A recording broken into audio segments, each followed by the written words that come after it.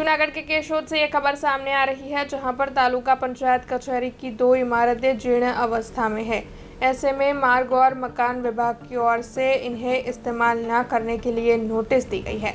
दरअसल pre monsoon कामगिरी के मद्देनजर जीर्ण बिल्डिंगों को केशोद में नोटिस दी जा रही है। तब तालुका पंचायत कचहरी में मौजूद जन सुविधा केंद्र का बिल्डिंग और बांधकाम शाखा का बिल्डिंग काफी वक्त से जीर्ण अवस्था में है। ऐसे में इन दोनों इमारतों का इस्तेमाल न करने के लिए एक नोटिस केशोद मार्ग एवं मकान विभाग की ओर से तालुका विकास अधिकारी को दी गई है।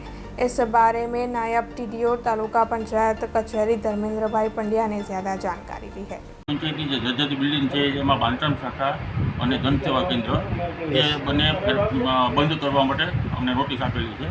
એ બાબતે અમોએ તાલુકા પંચાયતના પ્રમુખશ્રી અને તાલુકા વિકાસ અધિકારી બંને સાથે મળીને કેશોદની આઈડી શાખામાં આ બંને કચેરી સ્થળાંતર કરવા માટે લેખિત 22/5/2024 આપી દેવામાં આવે છે। કામગીરી ચાલુ છે, અત્યારે બાંધકામ શાખા ટ્રાન્સફર થઈ રહી છે। अब खबरों से लगातार अपडेट रहना हुआ आसान।